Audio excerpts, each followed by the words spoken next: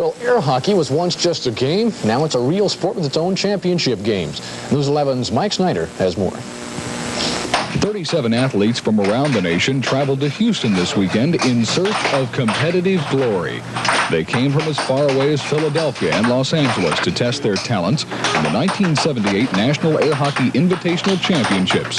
Now, even though air hockey is generally thought of as a game for entertainment in a pinball parlor, we are told competitive air hockey players are very much athletes, requiring much arm and shoulder strength and physical endurance.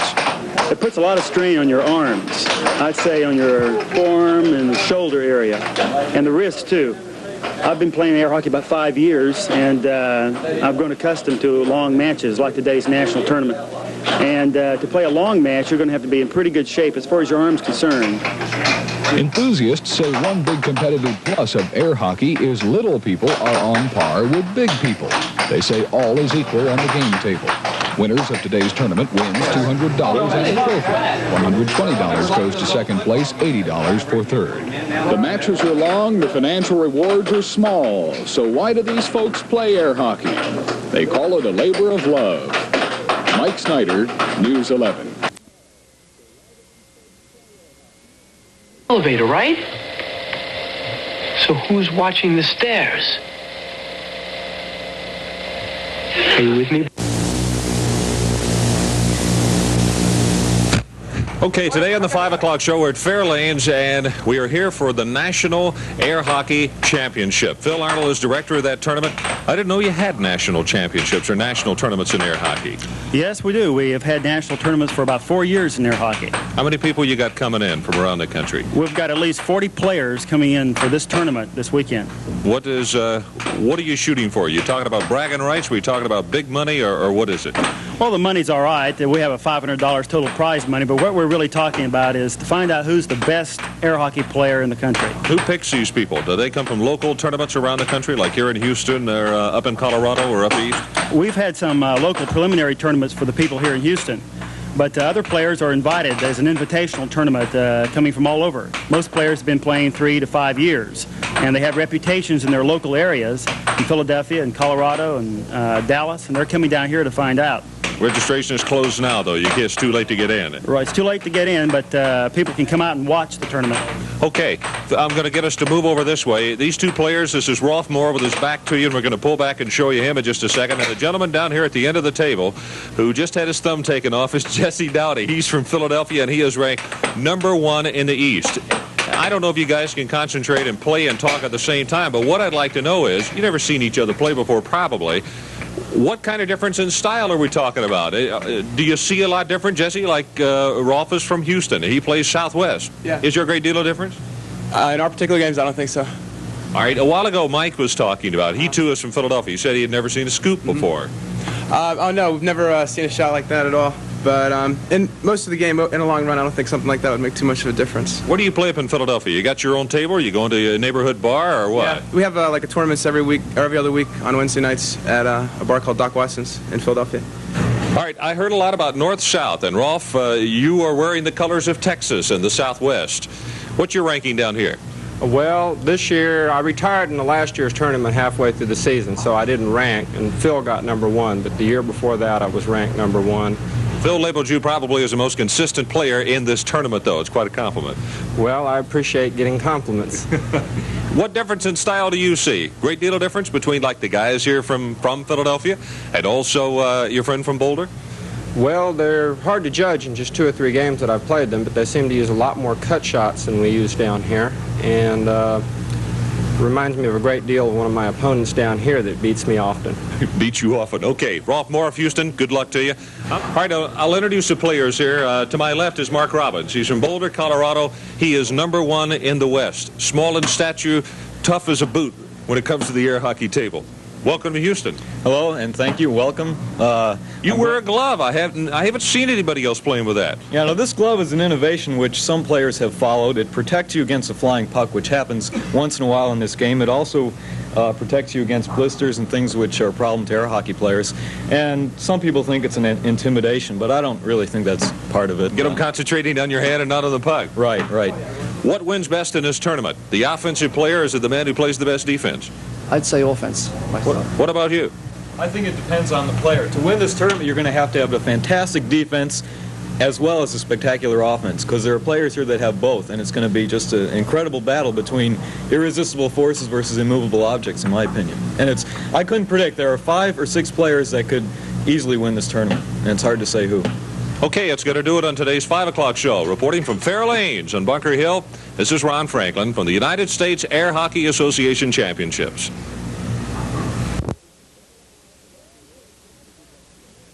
His IQ. What else, guys? Oh, just a check. And so I would say we've had the association for about almost half a year now here in Houston. Was it difficult to get started? No, really. Jim's grinning a lot. There were a lot of, everybody was enthusiastic about it, and especially the players. Like I've been playing for about 2 years, as Phil said, and we've been playing, mainly for quarters. Keep the table, win the table, and we got into hearing about other people, pool and other tournaments, and figured that we could do the same thing, and everybody really, we had started out with about 20, 30 people just right off, And how many members do you have now? Well, right here in Houston, it's grown to over 100. We have about 120 members now. Oh, that's great. Well, what does being a member do for you? Well, what it does, it provides several things for the player. One is it gives him a chance to see how he's rated against other players in the country, in the state. For example, we have a player ranking system, and Jim here is the top-seeded player in the state right now. Thank you. Yeah, he's really great. And we have the ranking system. As I say, we have a newsletter that goes to the player, a calendar that goes out that informs people of where the tournaments are around the city, around the state. And the whole thing really pulls the players together in an organization that can go out and get tournaments, that can promise game rooms, that they can have a certain number of people there for business. And so it really does a lot for the game and for the player. Yeah, and eventually, just think, you can remember the old pool players, how they went all over the country. Now, next it's going to be the table hockey players that are going to be going all over the country. So. Yeah, making a career out of it. It's a marvelous game. It's so much fun. But like Pat was saying earlier, you really do need a lot of good reflexes when you play the game.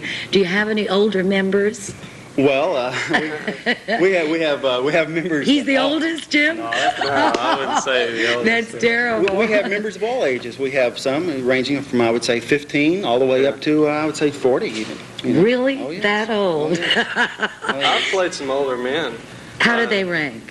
I played one particular fellow that was a real good player. I'm sure he played at college. He looked like a professor or some type to me. I didn't really talk to him, but he gave me a good game, and I figure he was at least 40. Somebody that plays all the time. So again, you really can be good with it. It takes just practice, like any game. Do you have many girls who are members? We have several. Yeah. Right now, we have more men than we do girls. We do. How good are the women players? Some of them are very good. Yeah, we have one girl that's she's one of the top A players. That's right. The expert players, I would say. Do you like to play against girls? I didn't used to like to at all. They used to beat me because they were girls, really. But you get into tournaments and you get a little bit more will to win instead of, you're conditioned to let girls have a little bit leeway, right? And they don't want it any more than you give it to them. This girl we're talking about, she wants to play a hard game just like everybody else. She doesn't want any breaks because she's a girl. Kelly that's the girl's name. She is a top rank A player. She's an excellent player. I would think that would be a difficult position, Jim, because it's like you're really a bum to the guys if she beat you, the girl beat you, and yet if you win, you're kind of the bad guy. But that's good to see it happening now, where girls really can get kind of on an equal basis or equal footing. What does it cost to join? Well, our membership due is really quite low. It's a $5 a year membership due, which entitles you to participate in the tournaments, membership card, access to the newsletter, and a player's guide that we're going to have published probably within 2 months. What about how many tournaments do you have now? Do you have like one a week? How many have we had in the last 6 months, would you say? In the last 6 months, we probably had around 40 to 50 tournaments. What is the take usually at a tournament like that? Ask Jim. Oh, he's the one that walks away with it. Well, really, we try to divide it up. We started out like at Damien's with $2 a person, the winner take all, and that's not really fair. The second place, third place player sometimes 2 points away in air hockey. You know, a split second and you've lost. So it's really not fair to give it all to the winner. So now we've devised a system where we pay 5 and 6 places in the expert division and at least 4 places in the novice division. We have 2 divisions. Just 2 divisions? Right. 2 divisions now, right. We have an expert division, and we have, as he says, a novice division. And once you win a couple of tournaments in the novice division, you move up to the expert division. Aren't you ever going to have the intermediate? I would still think that we have lumps open tournaments, yes. Awfully hard, you know, with just 2 while. divisions. We're going to open up a 3rd division. Sure. But we are, you know, we don't have that type of player right now. We will when the experts get a lot better. Right. We'll have to have a middle section, I'm sure. Where does someone get in touch with you if they want to join the Table Hockey Association? Well, they can write our number. They can write our address. It's box 333. 333 University Center. Box 333. University Center, Houston, 77004. That's pretty easy to remember. Right. Yeah. But we will have that address for you after the show if you're interested in finding out more about the Table Hockey Association. And no age limits then, I presume? Not at all, not at all. You haven't had any little wizards walk in at this point. We played one little guy that his head barely reached over the table. In fact, we start the game with a face-off. We put the puck in the middle and 2 people hit the puck and try to get possession. And this kid had to jump up on the table to reach to get in. I love it. Yeah. Was he good? He tried. Yeah, he tried. That's all Okay, well, he didn't put you too much to shame then. We're going to take a break right now and be back in just a second and let Philip and Jim go at it on with table hockey and show you what the game is about while Dave Walker, who is their program coordinator, and I stand back, and Dave will give us sort of a blow-by-blow account and tell you what's going on in case you either have not, you know, something I've got to say. As one of those older folk, there have been times when I have gone into, you know, some of the cute little clubs that are around town that have these tables in them. And you feel a little foolish when you are older and all these young kids are up there and they have just consumed the table, you know, and you would like to get up and play, but you're afraid you're not going to be as good as they are. And so how do they feel about someone older coming in and playing? Well, in the first place, you know, you're not older, you know. I wouldn't say that at all. So you're welcome to play anytime. Well, it's comparative, isn't it? Anytime. And really, it's a fun game, and whoever comes, you know, as long as they have a quarter, they're welcome on the table. What kind of people play table hockey? All kinds. I mean, we have such a wide range. It's really unbelievable. That's what's really a lot of the nice part of the association. That's true. The fellowship involved. We have a lawyer, accountants, teachers, we have all types mechanics, of people. Right. Students. Right. There's a lot of students that play. That, you know, but it's varied, really varied. You know what I've noticed is a lot of the players are players maybe who are not 8 feet tall, therefore they never did so well in basketball. They may not be extremely muscular or something, but they come in. They have the ability just to take the mallet in their hand, get on the table, and in this sport they can excel, and they really enjoy it. That's a terrific point, you know, because I think for all boys and girls, as in this country at least, as sports-oriented as we are and have become in the last few years, there's so much emphasis put on it with the little leagues, etc. If you aren't good at one of those sports, you almost feel, you know, like a misfit. So here is another opportunity. There are things like pool, but now there is also table hockey. And who knows, maybe that's going to be your sport. Again, we're going to take a break right now and be back in just 1 minute to find out what the game is all about. Stay with us.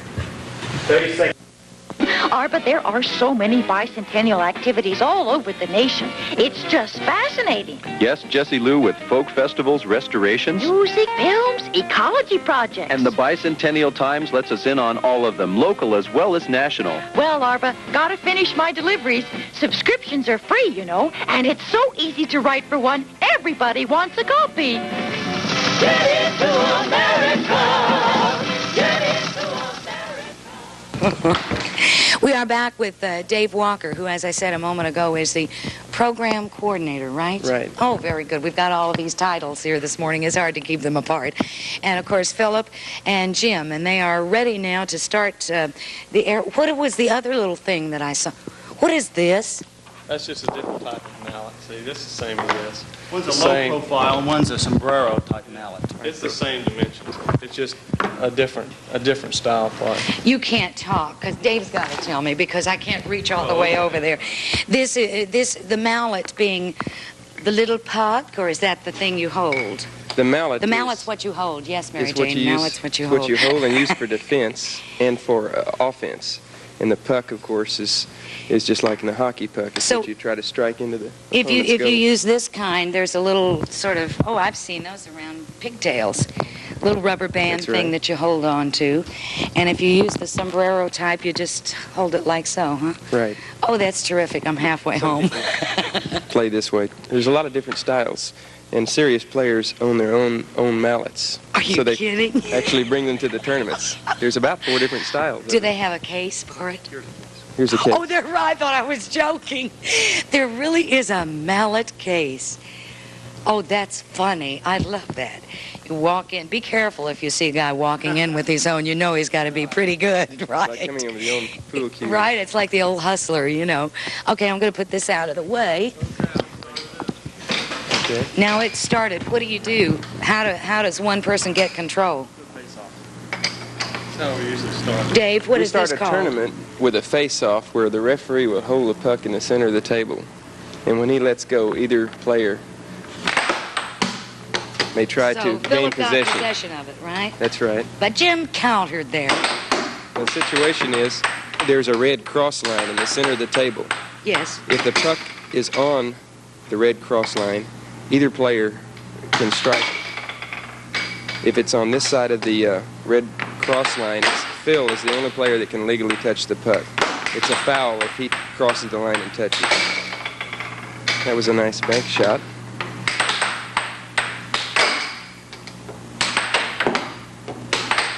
Oh, he hit it the other way. That's legal, I guess. That's He right. sort of turned it upside down. There's A forehand shot. Show him what you did, Philip. Okay. You hit it. What I did was I did what I would call a type of slice shot with the edge of the mallet, coming down on it like that. And one of our players developed that shot. A forehand would be like this. I thought you actually turned it and hit it like so. Well, I almost did. I turned and hit it with this edge here. Okay. any way you use the mallet is legal as long as you only touch it with the mallet and not with your hand. It's palming if you touch it with your hand. You know, this is interesting because I thought you had to really keep it going all the time, and you couldn't take any...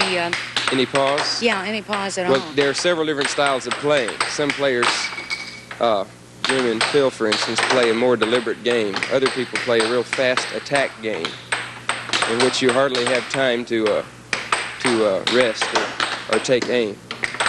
They can play either way. That one bounced out of the goal and the point doesn't count. Jim doesn't really look down here, do you? No, he You're doesn't. watching there. He does not watch. He doesn't even watch the puck No. until he gets it down there to shoot. That's what I should. He plays by sound and feel. But Philip watches. Oh, you can do that It's little legal number as long too. as you hit it behind the line. Sort of a trick shot is what it is. He'll attempt to fool him by faking a bank shot and then hit it straight. And then he'll hit it straight and try a cut shot. Anybody keeping score? It's hard to tell. How far do you go with it, by the way? The machine cuts off at 7 points. Whoever gets 7 points first wins. I see. It also has a time limit of 7 minutes on it. So who's ever ahead at the end of the 7 minutes will win the game. They say that this game is the fastest table game ever made, and that the speed of the puck sometimes exceeds 100 miles an hour. It's pretty fast, I'll say that. Table tennis was my speed, you know. I can't stand it. I've got to try this. Game. I'm going to try this. Are you a bad player? I'm a B player. I'm not one of these A players. You're a B player. Beth, would you like to play? Come on, Beth. Beth, I tell you what, I think you're probably too good for me. Will you hold that? Sure. And my good friend Beth Moffat and I will attempt. She plays, though. That's not fair. Is this the beginner's puck? I mean, yeah. Sometimes. Just no, that's the puck. This is the mallet. Mallet. Mallet, striker, goalie. Oh! 1 point.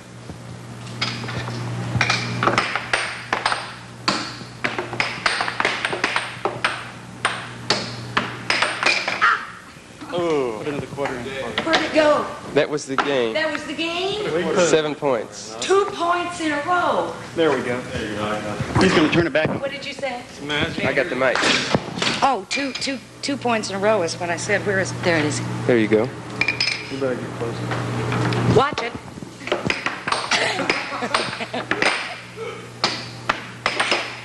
Why don't you turn the...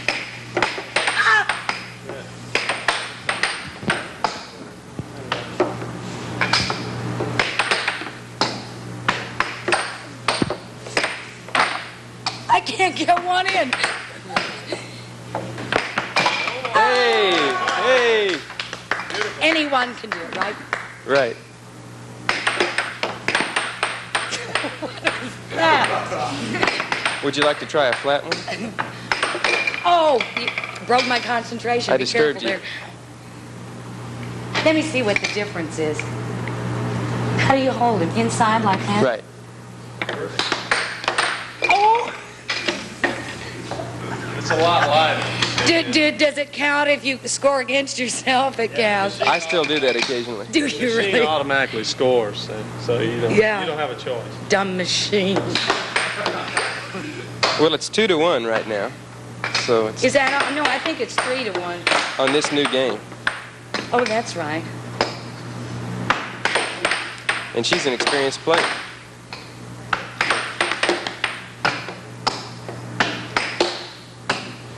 Yeah. There you go.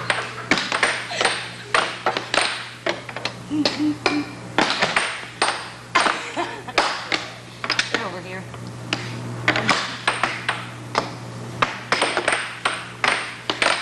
Moves.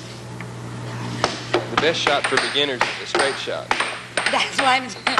Oh! Ah! Hey! It's 2-2.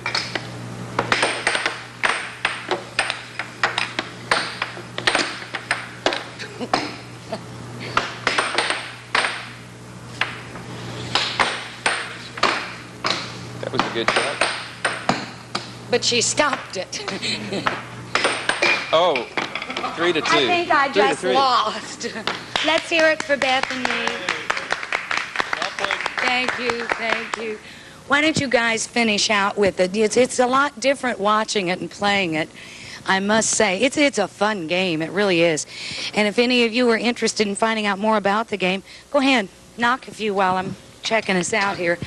I think as you will have to accept our offer as to be an honorary member of the United States Table Hockey Association. Oh, I appreciate How's that? that. Will you I do that? really, where's my award? No, where's my certificate? It's coming as soon as you win your first tournament.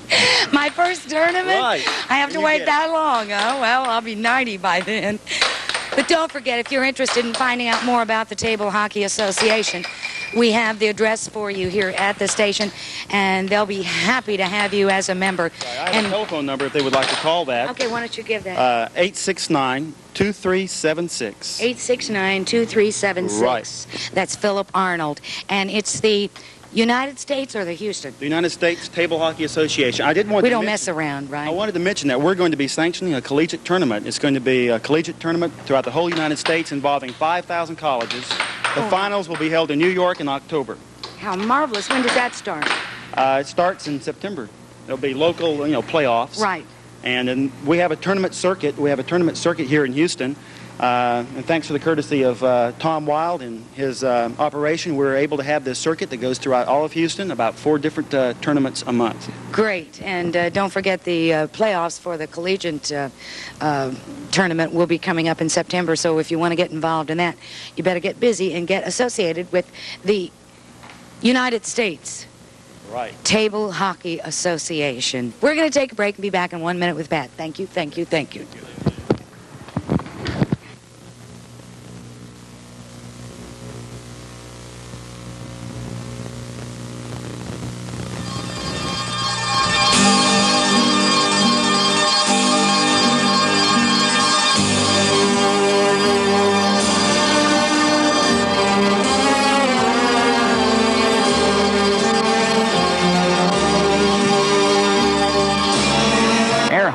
Now it's even becoming a big-time sport.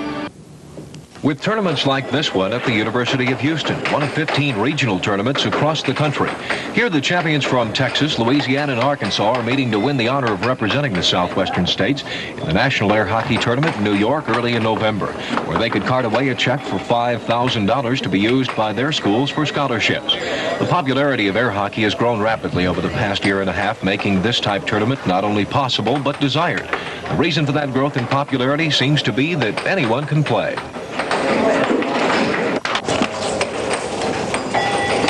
And if you're not the kind that likes to get out and bump heads, this might not be a bad idea. Where's Ronnie Graham when you need him? Doug Murphy, Eyewitness Sport.